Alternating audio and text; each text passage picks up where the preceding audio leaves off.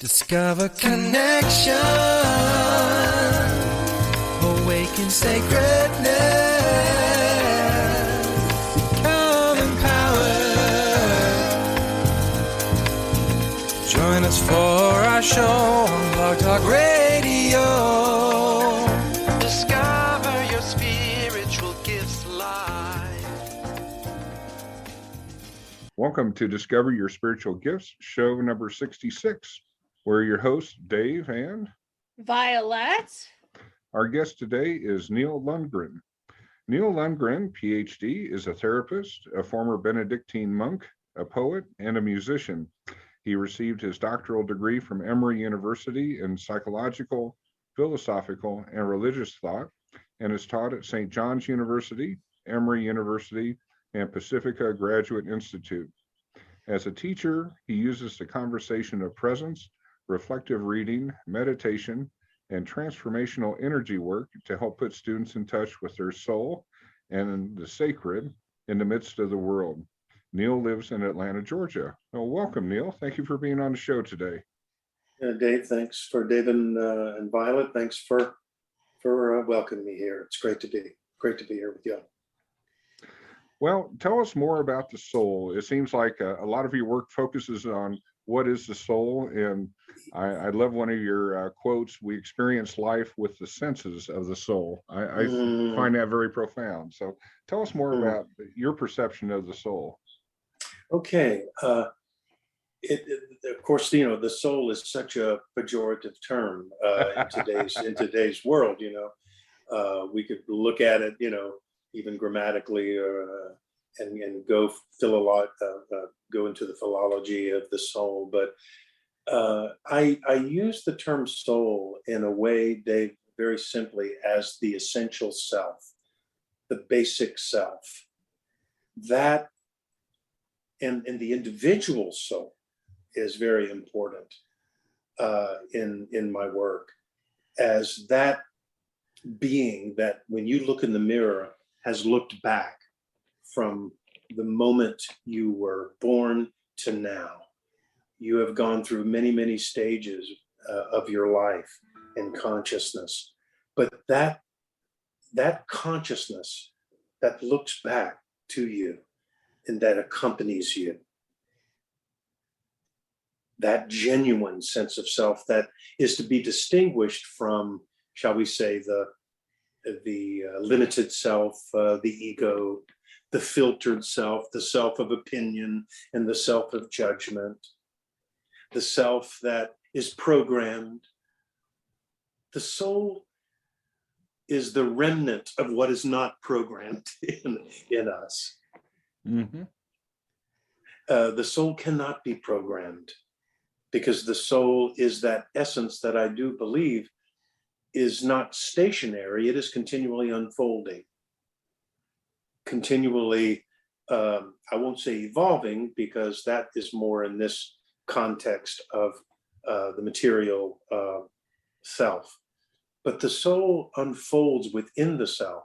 Now, in terms of the senses, that is key in my book, that just as we have the five senses of taste, touch, hearing, smell, and sight, the soul also has senses, and they can be even, we can see them, that those senses can be activated and cultivated through, I believe, mindfulness practices. And in my book, Meditations for the Soul, I begin with activating, for instance, the soul's sense of touch. And what is the soul's sense of touch? Think of kindness that you've given another human being, or that another human being has given to you. There's something warm about it. You're touched by that kindness, or you touch another by kindness, by understanding. And that would be one way to activate, by bringing the awareness to the breath, but with awareness, bring that sense of kindness. And that's through the pilot light of that conscious awareness of the soul in meditation, where obviously our soul is aware throughout the day and the night in one way or another, the essential self, that genuine self. But this would be an example of one of the important senses of the soul's sense of touch. There's the soul's sense of hearing, of attunement. The soul very much attunes to specific vibrations that resonate and that move it into more communion with the earth, with the heart of others, for instance, with music that provokes a sense of wholeness and harmony and beauty.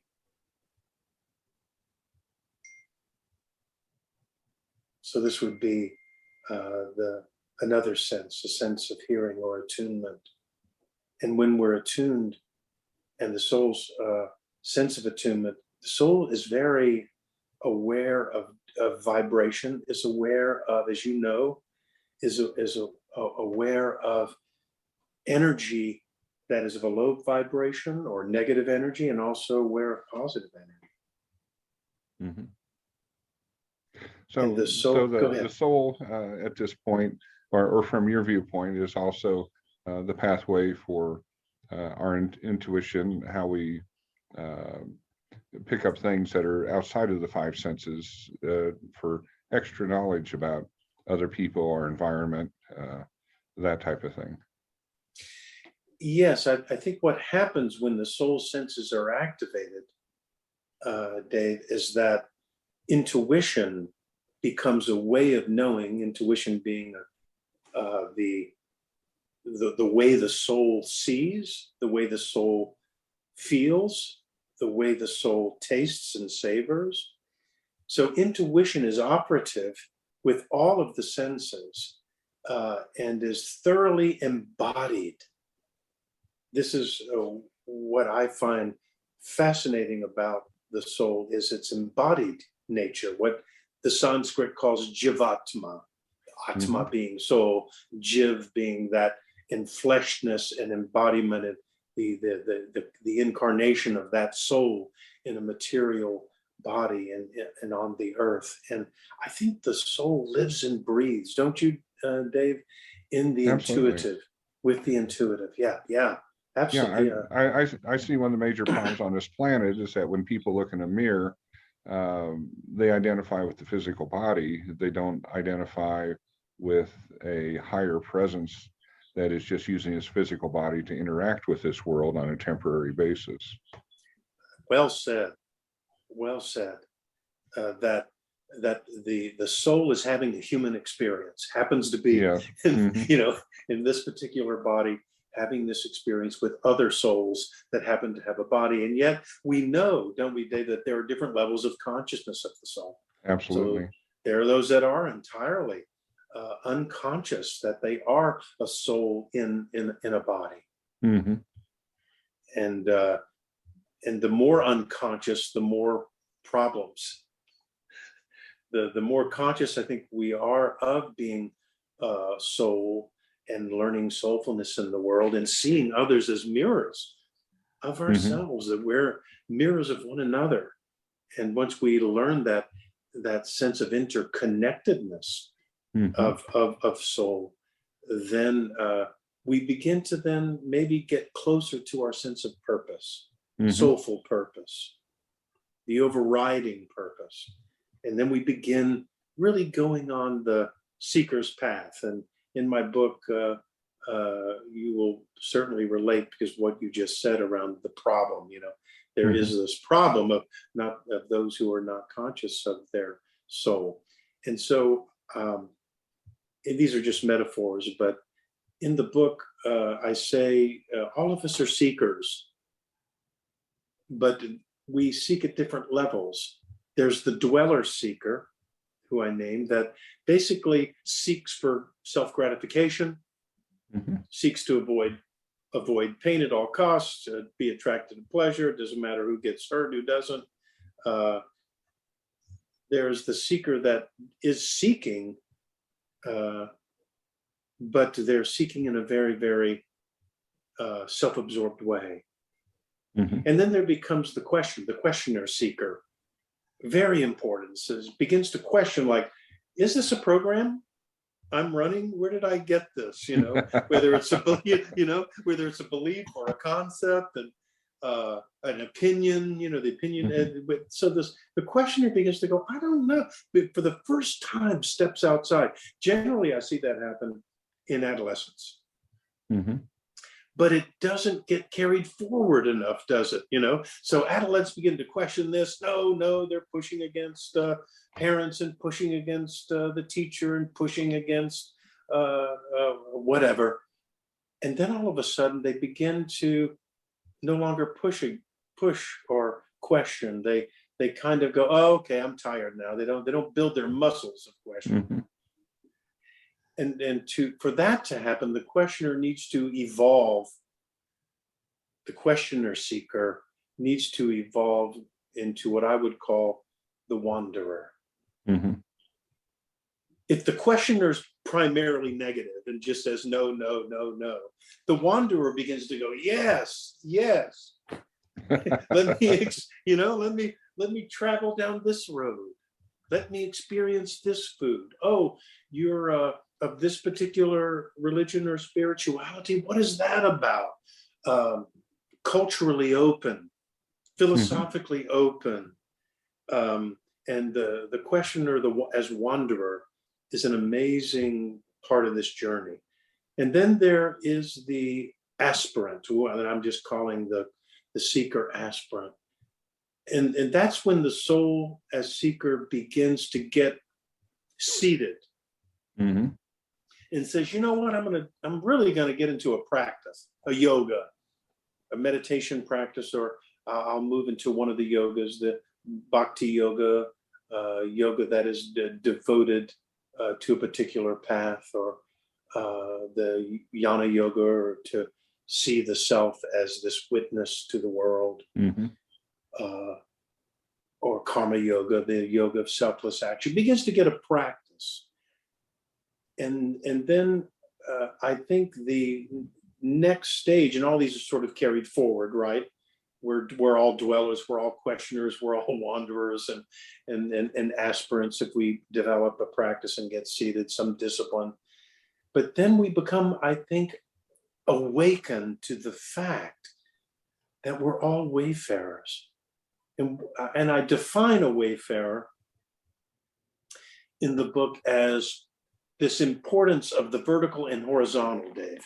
The importance of being in the world with others, and yet at the same time going vertical with depth and meditation, and allowing my consciousness, my soul to expand, and my awareness of it, and to also share that and extend that and receive that in a sense of connectedness. Yes.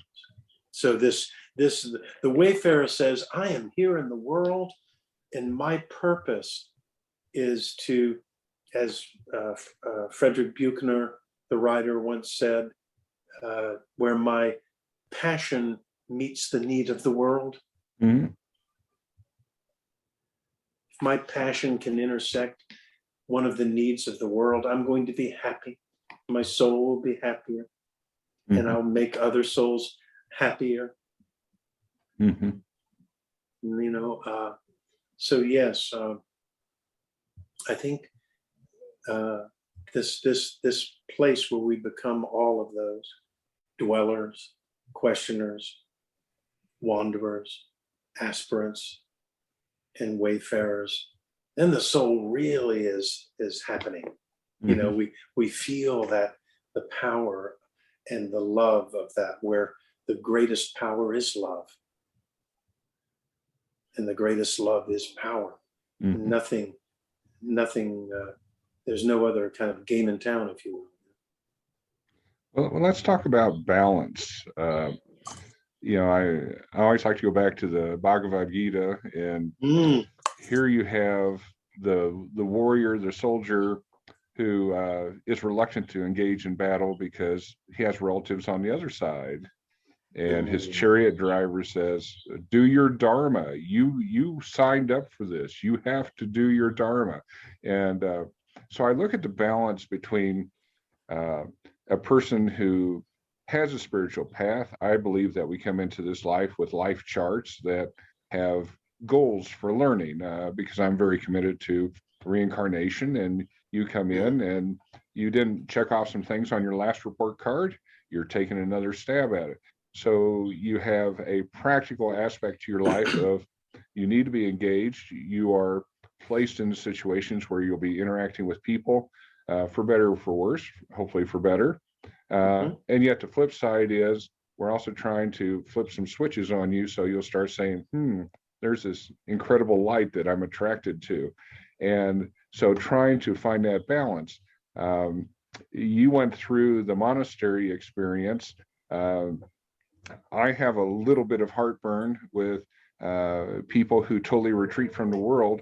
Yes, it's very easy to do spiritual development, but when you're reaching those high levels, why aren't you sharing that with other people? And so to me, there can be too much isolation, and there can be too much in the world where you never have a chance to get apart and sit down and sort out your thoughts and look at your spiritual growth. So there's this tightrope, this balance between I need to be interacting with other people, I need to be sharing, I need to be able to share that energy, I need to be accomplishing things that I set out for myself to do.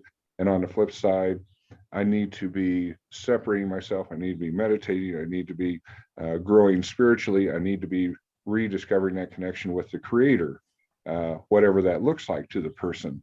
So I see this yin and yang, this light and dark, this balance, this part of, wow, I have to interact with people, but I don't need to necessarily, in some cases, if they're angry, upset, lower myself to their level. I can bring peace and understanding there. That part that says, in a few days we won't care about this interaction. It'll all be over. It'll be in the past. So let's make the best of it instead of the worst of it. Wonderful, wonderful.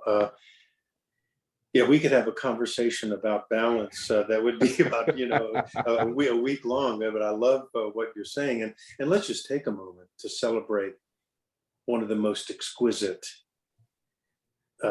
sacred texts ever conveyed and penned, and that is the Bhagavad Gita, text that Gandhi was on his person when he was assassinated, as well as the Sermon on the Mount. The Bhagavad Gita, where Krishna, the ancient one that comes every several hundred years to regenerate and refresh an imbalanced world, is teaching Arjuna that signifies the student of the path. Mm-hmm. Just an eternal, perennial, universal text. In fact, I'm working with that specific text with a client right now. Just yesterday, we were looking at Eknatheswaran's magnificent translation of the Bhagavad Gita.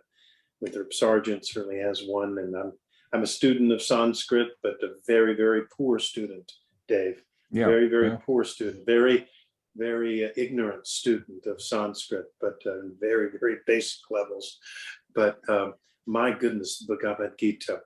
And as a monk, I will say that I have definitely been a soul of extremes, Dave. So before I entered the monastery, I was a professional musician and burned out. Traveled all over the United States. Was a recording artist, and our band, we would play until wee hours of morning. We'd travel. I mean, and I burned out in that world, and entered the monastery to sort of take a rest. But little did I know, Dave, that it was Cenobitic monasticism, you see. So Western monasticism is thoroughly communal. Mm-hmm. So it's a balance between already. In fact, the motto is ora et labora. Work and meditate. Mm-hmm. And what I had to ask of the abbot before I gained entry into the monastery. And by the way, I was in seminary and monastery for a good 8 years, so I definitely did quite a tour. What he says is, "What do you seek?" He asked me a question, "What do you seek?" And the novice candidate to the monastic life says, "I seek God and the fellowship of this community." Mm-hmm. Boy, would I be surprised at how hard that second part was, Dave. Mm-hmm. I thought I was just entering a whole bunch of company of saints, and all I'd have to do is just, life would be very easy. They'd be the paradise. It'd be heaven on earth. You got it, warts and all. Oh, did I get it, warts and all? And oh gosh, I remember one of my spiritual advisors said, looked at me one day and said, "You must learn to be non-judgmental, Benedict." My monastic name was Mm-hmm. Benedict. "You must learn to love other monks and tolerate who they are. And a monk that learns to love will be a monk that will have learned the lesson, the deep lesson of the heart." And then there was the balance. The most beautiful balance actually was meditation and action. Mm-hmm. From the get-go, you are taught forms of meditation. We don't have enough time today to talk about those techniques that I did learn as a monk, ancient techniques, but you're to bring those techniques, the techniques of meditation, into action. Ora et labora. Work and prayer, work and meditation, labor and meditation, action and meditation, meditation in action. And so whether I was working in the fields, or I was teaching a course in the grad school, or cleaning a toilet and a latron, Mm-hmm. or visiting the elders who were sick or dying in the infirmary, or carrying a coffin of a monk that had died down the road to bury them. Every action, you were called to bring mindfulness into that action.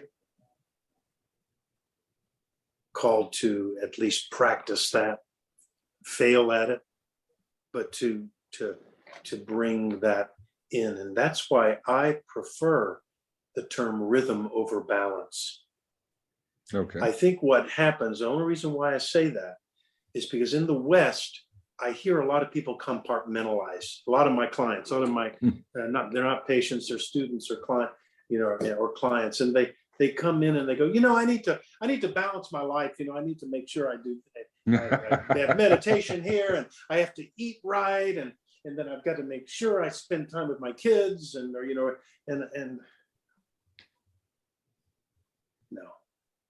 no, I prefer really. What I do is I will work with them and say, let's look at approach. Let's change the whole approach. Mm-hmm. Let's look at how you're going to approach each and every one of those compartments of your life. And if you change your approach, or make the approach one of search, seeking, love, purpose, you will all of a sudden discover an intelligence within the very hard drive of nature that is something the ancients call rhythm. Rhythm. Rhythm, the flow. And everything will begin to make sense and interconnect. So it's not what, it's how. It's the approach. It's not what I'm thinking or what I'm doing, but it's how I'm approaching that. And of course, the ancient technologies, I happen to have been teaching Qigong, the Taoist practice, for many, many years, about 25 years, not many according to others who know so much more than I do, especially masters in China that have been received lineages, etc. But it has, I think, more than anything else, that meditation in action, Dave, of Qigong, has connected me more closely with the rhythm, the intelligence of earth and heaven, of nature, that if absorbed to any degree, really presents a sense of flow, of presence, of rhythm. And that is key. And I think that's what you mean when you talk about balance. Mm-hmm. I just wanted to add some of these other words around it, if I could, to beef it up a little bit and to integrate it. I'm a fan of a number of sages, but Sri Aurobindo is probably one of my favorites, with the sense of integral yoga. Spirit desires matter, and matter desires spirit. Shakti desires Shiva, Shiva Shakti. Yin desires Yang, Yang Yin, etc. And there is this rhythm and flow and dance between the two that is a life art and many lifetimes. You mentioned reincarnation. I mean, to me, it's obvious, isn't it? I mean, how does a soul get it once? This one time around is absolutely preposterous. Yeah. So we evolve into human consciousness, and then the game begins. Absolutely. So yeah. Well, we're going to have to take a little break here. We're going to have some announcements and information from the store. We'll be right back with our guest. Hi, I'm Violet Rain, Master and Teacher of Angelic Reiki at Discover Your Spiritual Gifts. If you love angels, if you resonate with angels, or you're just interested in learning more about angels, most people really want to consider Angelic Reiki. But Angelic Reiki is more than just working with the angels and learning a new healing modality. It's about ascension. And when you step into Angelic Reiki, you're not only working with angels, but you're working with ascended masters and galactic healers. The angelic kingdom of light, which includes all of those, steps in and helps you be able to hold more light. And what I have found along this journey is it expands your ability to be able to hold light, which raises your frequency, which accelerates your ascension process. So the individuals that step onto Angelic Reiki are really ready to step onto their spiritual path, learn more about angels, ascended masters, galactic healers, learn possibly a new healing modality that they'll use in their life, but also they're ready for those major shifts in their lives to really be on their spiritual path and take their journey to the next level. If you've been thinking about Angelic Reiki, or you'd like to find out more about this beautiful modality, please don't hesitate to contact me, Violet, at discoveryourspiritualgifts.com, or check out our website under classes. You will find Angelic Reiki there with lots of information about this program and the benefits of taking this course. We hope to see you in class really soon, and I hope to see you at Discover Your Spiritual Gifts. Well, welcome back to Discover Your Spiritual Gifts with our guest, Neale Lundgren. So, fascinating explanations. So rather than talking about balance, let's talk about rhythm. And since you have a lot of Eastern thought, I really like some of the ideas in Hindu thought about cycling between existence and non-existence. Some people look at Kali as being, big fearsome thing. I look at Kali as being part of the cycle to destroy and then to recreate. Oh, I mean, beautiful. You really get it, Dave. I mean, you don't play around. You go right to to the depths. I Mhm. love what you're talking about in terms of rhythm. I do say that key to my, at least monastic experience, and then later my doctoral studies and postdoc and Eastern studies, Eastern psychology. But in terms of just experience, the rhythm of life and death and the naturalness of death, and death understood as transformation. Mhm. If we go just to the systole and diastole of breath, of breathing in and breathing out, and the pause between the breaths, we have a hologram of the bringing in of life and the cessation, the creation and cessation of the breathing process. And if we expand that to the soul leaving this material body, Mhm. after a period of time where it exhausts, it's what the East calls samskaras, those impressions that the soul, the embodied soul, has carried lifetime through lifetime, and it needs to unwind them. And then, so what happens is the soul departs from the body after the body is exhausted and has lived its specific purpose with its soul, in collaboration with soul. And there is a whole discussion of all of those heavens, places, bardos, in the in-between worlds, where Mhm. the soul regroups, the soul learns, the soul examines, and the soul then, with guidance, takes another body Mhm. and begins the learning process. As you were saying, the report card, Yes. there's so much the soul is learning, and so it gets these, chances, to learn the lessons of love and lessons of the sages, that all of what they teach about infinite consciousness and what that experience is, and the experience of connection.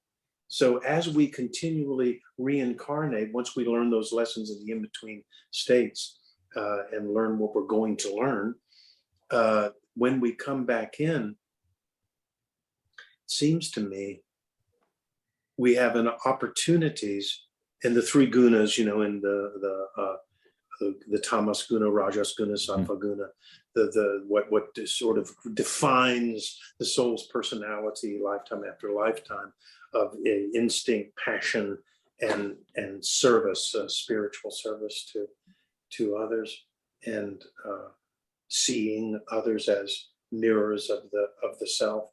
It's looking and seeing, feeling, touching, tasting, smelling, the divine life in the earth life, Mhm.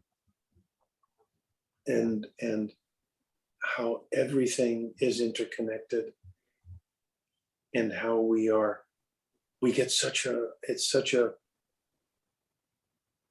gift to come back, isn't it? It's difficult. It's it's going to be a combination where we're all Bilbo Baggins, Lord of the Rings, Yes. It's a place of darkness and light, of joy and suffering, and of love, of brokenheartedness. Mhm. It's not easy for the soul, but we're called back, we're called back, we're called back. Mhm. And we hear the call of what I would term the call of love. Mhm. And we will make more mistakes, and we'll learn models of forgiveness, pathways of forgiveness, and continue forward until we embody love itself. Very well said. Thank you. I love your book, Meditations of the Soul. And I know within our community, Neale, we have lots of people that are like, I can't meditate. What is meditation? What do you say to folks that are just starting on their spiritual path and want to understand meditation and how it doesn't have to be complicated? A lot of them see this very complicated, Yes. very difficult process. What kind of encouragement, what gifts that can you offer folks of the importance of meditation and how they can work that into their lives? Because I think it's so important. Well, gosh, I'm so glad that you've asked that question. And, you know, what I would say is that meditation is it's about the approach, the soul's approach to life.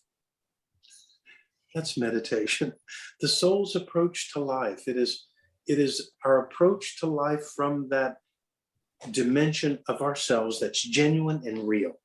And so in terms of technique, of course, that's what happens. People go into meditative techniques and they go, I can't meditate. My mind gets pulled to the future. My mind gets pulled to the past. And say, yeah, welcome, the monkey mind. So, but what I tell the beginners are that you're not doing anything wrong. That's a great awakening to the fact that you have a monkey mind, a mind that it gets pulled to the future, it gets pulled to the past. Celebrate that awakening. Because my question is, who's acknowledging that in you? Who's acknowledging the fact that, oh my God, I'm being pulled to here, I'm being pulled there? Well, that I'm is your soul. That I'm is the one constant. Mm-hmm. So that's a very important, do not be discouraged. Begin learning to bring your awareness to your breath and the rhythm of your breath. And when you get pulled to the future or get pulled to the past, the future of worry or the past of regret or anger, just name it, okay, and then come back to the presence. And that's why mantras and yantras, you know, whether it's sounds, powerful sounds or vibrations, or yantras, which are visual vibrations of beauty and wholeness. Sometimes these can be great anchoring mechanisms. So yes, you can repeat them with the breath. That can sometimes help. But as you begin to meditate, I found them cumbersome because I felt like I was overly rattled with the mantra and it got in the way of being present. And so I use the mantra as a anchoring. So when I'm getting pulled out, maybe use the mantra just to get back to center. And what is the center? The center is presence. Meditation is really presence, no matter what you do. And what is presence? Well, presence is the reality. Presence is timeless. Presence is that which always is. And so when we learn to be present to presence, because presence always is, then we're getting somewhere. And meditation basically is saying, you know what? I'm going to take a little break from illusion. I'm going to hit the pause button. I'm going to hit the pause button from all of what I think is so important. And I have a CEO that I'm working with right now. I'll give you an example. And teaching this person presence or meditation is quite a challenge for me as well as for him. And just yesterday I was working with him and I said, just give me your day. What do you do in your day? And oh my God, he hit the road running, you know, looking at Wall Street Journal, iPhone's on, computer, he's walking the dog, he's taking the kids to school, and then he's, off and running. I'm saying, wait. But I did hear you say that you drink a cup of coffee. And he goes, yeah, but I'm gulping a cup of coffee and then I'm going over here. I'm saying, okay, all I want you to do, I want you to have a cup of coffee with God or whatever higher power or presence or yourself. take that cup of coffee. Okay, I want you to do this for a week. Can you do it? Of course, CEOs love to hear task-oriented, you're darn right I can do it. I will be doing that every day. And I said, so good, take that cup of coffee, and for 5 minutes, I want you to sit down. 5 minutes, no dog, no kids, no computer, no wife, no iPhone, no computer. no. I want you to unplug and just be there for 5 minutes and let the show begin. And when the show begins, gently just return to the reality. I'm drinking this cup of coffee and I'm enjoying it and I'm savoring it. And I want you to do that every day until we meet next week for 5 minutes. And he said, okay. So, I love that. I love that. In our world today, and we all laugh, and those listening, please hear, right?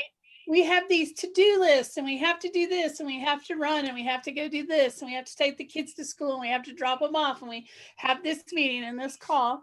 And how often do we grab our cup of coffee or tea, whatever it is, and we're running out the door, we're drinking and driving, we're doing 500 things, we're answering 500 things.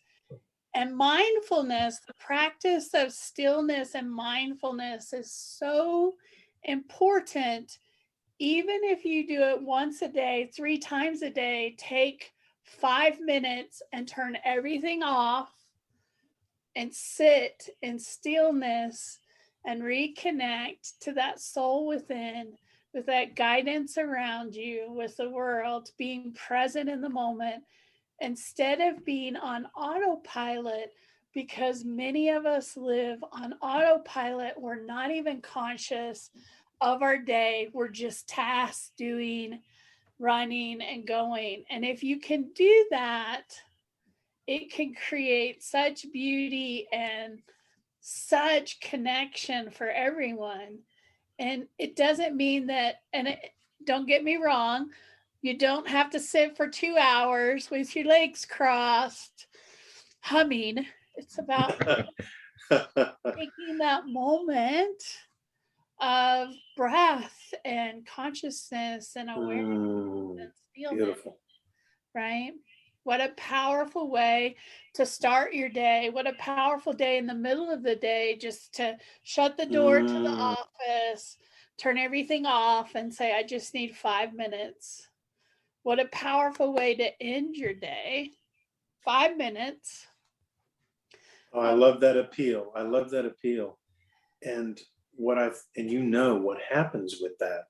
So let's go and tell our audience what can come about from that simple 5 minutes, whether it's once, twice, or 3 times a day of stillness and breath and just being conscious without judgment. What will be the result? The whole day will be altered slightly. Mm-hmm. It is amazing that just that little time, something about the day will shift. The color will be a bit more vivid. We might listen a little better. We might be more present to our day. That's a powerful, powerful thing.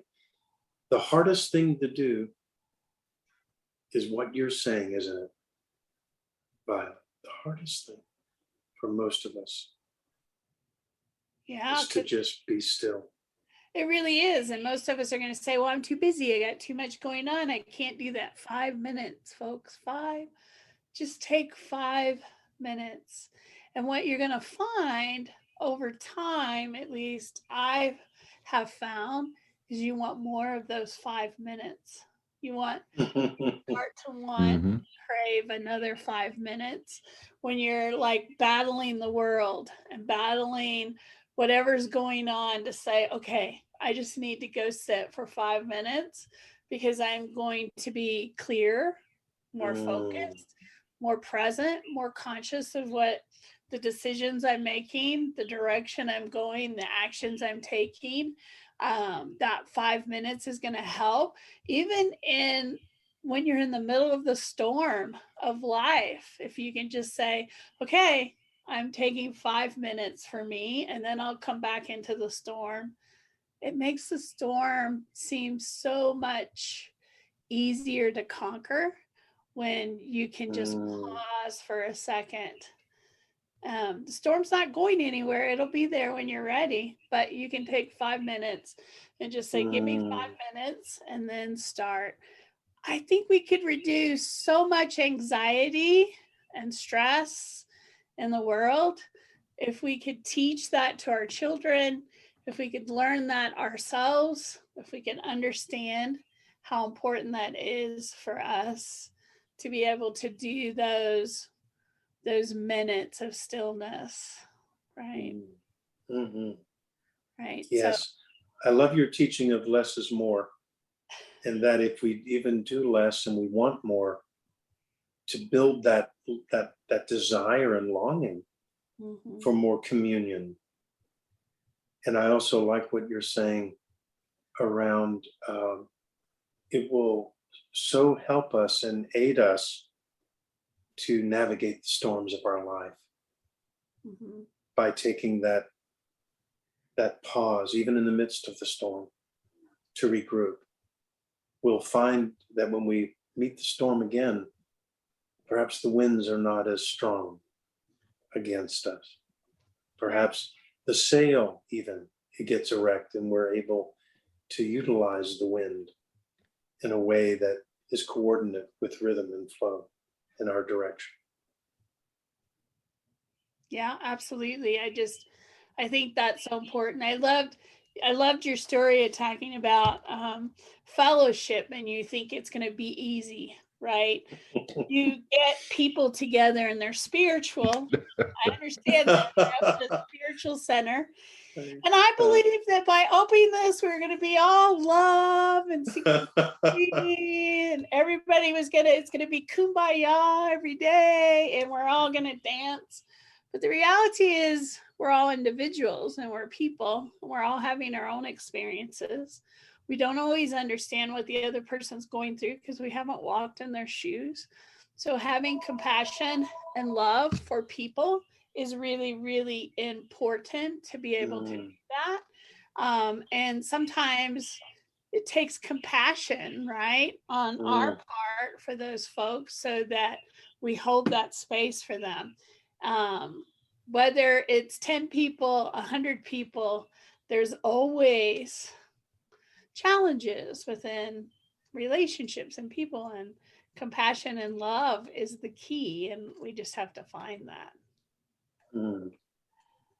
I think the litmus test for me always, Violet, every day, the litmus test for am I really being spiritual, right, is are other people. Our interactions, right? Yeah, that's right. All my mirrors. Interactions. They're all mirrors to us, and that's what we have to understand. You know, when that person's driving us crazy in their behavior, it's a mirror for us, and so what is in that mirror that we need to see? It's about us, not them. It's really about what's going on with us, right? And I love you talking about mirrors, so that people understand they're mirrors to us. Those behaviors, those characteristics, those personalities. There's some truth there for us to see in ourselves. Absolutely. And it's tough to look at that sometimes, but such healing happens when we're able to look at that. So I love that. So talk to us, Neale, if somebody wanted to connect with you, if they wanted to be able to work with you or find out more. I know that we have your books in the center, Meditations for the Soul. So if people want to pick up that book, they can stop by the center. But I'm sure they can find it out on Amazon as well. So share a little bit about if people want to connect with you and work with you, how do they do that? Okay, so first the book. So the book is Meditations for the Soul. And if you plug in my name, Neale Lundgren, Nealundgren, you'll find it. And you'll easiest, my publisher is Llewellyn worldwide. You can get it through Llewellyn, but I think the quickest, most expedient way would be through Amazon. And if you want to contact me, the best way to do that would be through my website. And that is nealelundgren.com, NealeLundgren.com. And you'll see my book there, articles. You will also see music. I've been a composer and music for many years, and there's music available there to stream also without cost, some of the pieces. And obviously the articles are free for your pleasure. And I have a number where I can be reached, an office number. So I do consults with groups and individuals and couples throughout the world. India, Africa, Europe, United States, and feel free to get in touch with me in that way. Awesome. Well, thank you so much for being on the show today. It's been such a pleasure. And it was so great meeting you in person when you were here. We did a book signing for you at the center, and I loved meeting you and your family when you were in town in Denver. I love Atlanta. I'm kind of jealous that you live in Atlanta. I love Atlanta. Well, I love Colorado as well. So I have family there, and I get called to the mountains all the time. And it is one of my favorite places. And I've lived in Colorado as well as a younger man. So I have a love relationship with Colorado and Georgia. I love that. Well, thank you for being on our show today. You're so welcome. And thank you, both of you. Just a delightful conversation today. I hope that it helps also our viewers and listeners. Thank you. And to our viewers, thank you for listening to this show. And please stay with us with some messages from several of our practitioners at BYSG. Have a great week. Hi, my name is Julie Kay. When I was in high school in Soviet Union, I had an uncle who was a scientist who started introducing me to the world of unexplained. We looked at the past lives hardly discussed in the Soviet Union at that time, other galaxies, stars, planets, UFOs. That was all forbidden in my country by the government and did not show up in the media. When I was 16, one day I was sitting with my grandma outside of our home, looking at the stars, and thought how cool it will be to have this knowledge. Well, I was very interested of all these things. I went to college and kept silent on this subject and got a business degree. I read the Bhagavan Gita and the Mahabharata, which were gifts from my uncle. I had no one talk about this after my uncle passed, where the past lives and stories was fantasies. They didn't make any sense to me, how you can die and be reborn again. I was always interested in the UFOs and ended up seeing them on a plane flight in 1986. That seemed to answer my question about the universe, what is out there. I kept reading many books. I ended up with the Dolores Cannon books. And so on a YouTube interview with her, her work seemed to make a lot of sense with the people, the planet and the universes and the parallel dimensions and parallel realities. She came up with the information that connected clients who didn't know each other. She put the puzzle together. I had a session and I was wondering if I can have a session with someone. I had a session with one of her students and I was so clear I found out that I could be trained in this, so I pursued hypnotherapy and then becoming a past life practitioner. So I had a second session that provided a lot of answers to me. I now provide this type of the session to client at Discover Your Spiritual Gift based on the Laura's Cannon regression system. It starts with the client providing a list of questions that will be answered during the hypnosis session. This work gives me access to a person's subconsciousness. The subconsciousness has answered to any questions the person has consciously about their life. The subconsciousness can show the right answers and fix any problems the person has in their life.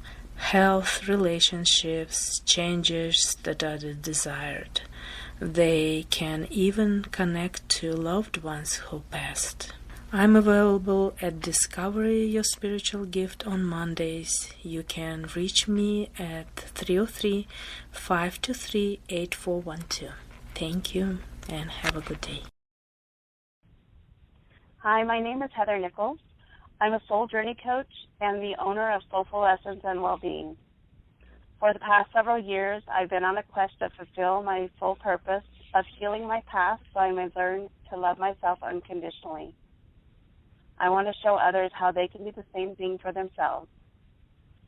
My journey officially began in 2015.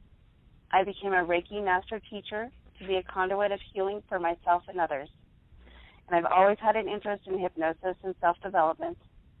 And I finally stepped forward in my passion and found a program that helped me release negative emotions that were keeping me stuck in my past.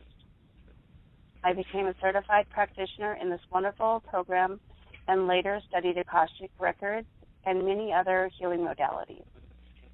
I'm beginning my new class series starting in March, and this class is for people who are ready to release emotional trauma and blocks from their past. This can be from past lives or this life. During this class, we'll explore what impact anger, sadness, fear, hurt, and guilt has in our lives, how we react to people and situations because of our state of mind, why it's important to forgive ourselves and others. Then it's time to release, and we'll use time techniques to release anger and sadness, a guided meditation to release additional negative emotions, and I'll be giving you a workbook so that you can journal about your experiences. The class schedule is from 10 a.m. to 12:30 p.m. on the following days: Saturday, March 14th, Saturday, April 11th, Sunday, May 24th, Saturday, June 13th, Sunday, July 19th, Saturday, August 15th. And you can register at Discover Your Spiritual Gifts, Facebook, Meetup, or Eventbrite, or at Soulful Essence and Wellbeing on Facebook. You can also register on my website at Soulful Essence, the letter N, wellbeing.com/classes. I look forward to seeing you in my class. Hi, this is Dave Barnett, better known as Dave the Mystic. I am a long-term aerospace engineer, but back in 1983, I had some events in my life that forced me to reconsider how reality works. I became involved in healing, channeling, meditation, and developing my psychic gifts. Over the years, I continued to work with these, and I had a wonderful opportunity in 2003 to take 4 years and really delve into all forms of healing, and along the way, other gifts showed up. I am now working at the center full-time, and I'm happy to offer work with past lives, with working with subconscious core beliefs. I do a lot of work with energy and entity clearing, and since I do this always long distance, I can do it all over the world. I also work with karma burning and with soul retrieval and soul splinter return. I'd be happy to work with you. Please feel free to give me a call here at the center, and we can set up an appointment. My direct phone number is 303-902-5323. Thank you and have a great day. Discover connection, awaken sacredness, become empowered. Join us for our show on Blog Talk Radio.